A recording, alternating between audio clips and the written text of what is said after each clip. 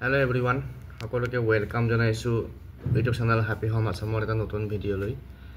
এই ভিডিওটিত আমাৰ কৰ্মচাৰীসকলৰ লগত জড়িত এটা গুৰুত্বপূৰ্ণ বিষয় আমি চাম আৰু বিষয়টো হৈছে যে কৰ্মচাৰীসকলে এজন কৰ্মচাৰী যদি আগৰ পৰা কাম কৰি আছে বা নতুনকৈ চাকৰিত সোমায় তেতিয়াহ'লে তেওঁ কিমান হাউস ৰেন্ট এলাউৱেন্স পাব আৰু আপোনালোকে জানে হাউস ৰেন্ট এলাউৱেন্সটো বেলেগ বেলেগ হয়। টাউন এৰিয়াত বেলেগ হয়, মেট্ৰো এৰিয়াত বেলেগ হয় বা ৰুৰেল এৰিয়াত বেলেগ হয়।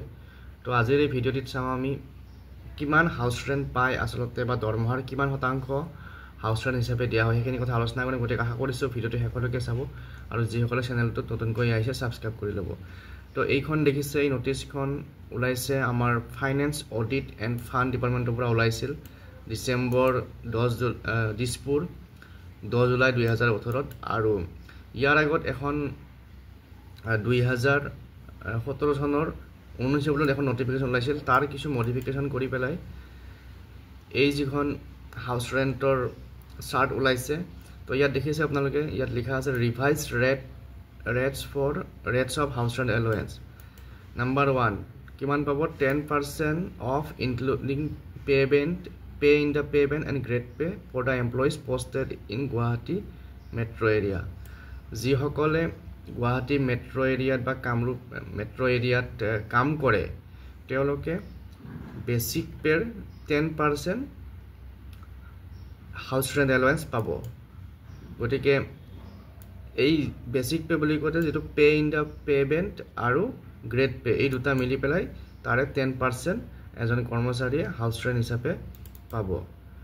তাৰপিছত 2 নম্বৰতে 8% of pay including PBP plus GP for districts and subdivision headquarter।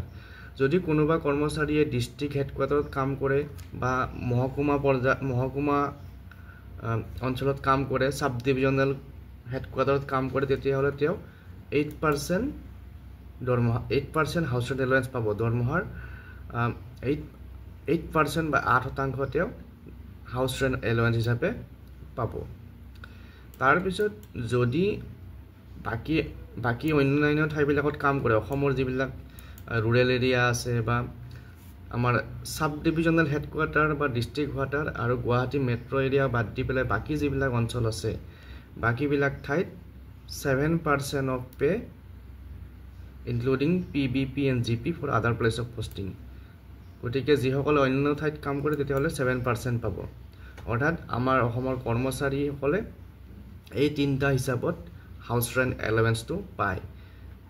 প্ৰথমতে যিবিলাকে টাউন এৰিয়াত কাম কৰে মেট্ৰ' এৰিয়াত তেওঁলোকে 10% আৰু ডিষ্ট্ৰিক্ট হেডকোৱাৰ্টাৰত কাম কৰিলে 8% আৰু যিবিলাক অন্যান্য ঠাইত কাম কৰে তেওঁলোকে 7% হাউস ৰেন্ট এলাউৱেন্স পায়। তাৰপিছত আৰু যিখিনি নটিচ বা এইখন নটিচ সকলো কৰ্মচাৰীলৈ এপ্লিকেবল হ'ব। ইয়াত লিখা আছে this shall be applicable for all employees including those joining the service after implementation of the revise pay scale. এই যিটো আমাৰ ROP হৈছিলে 2017 চনত, এই ROPৰ পিছত যিমান কৰ্মচাৰী জইন কৰিলে সকলোৱে এই নিয়ম মতে হাউস ৰেন্ট এলাউৱেন্স পাই আছে। গতিকে আজিৰ ভিডিঅ'ত এই যিখন নটিফিকেশ্যন আপোনালোকৰ লগত শ্বেয়াৰ কৰিলোঁ। আপোনালোকৰ যদি কাৰোবাৰ এনেকুৱা দৰমহাৰ লগত জড়িত বিষয় যদি জানিব বিচাৰে তেতিয়াহ'লে কমেণ্ট কৰি জনাব। আজিলৈ এৰিছোঁ, পুনৰ লগ পাম। Thank U.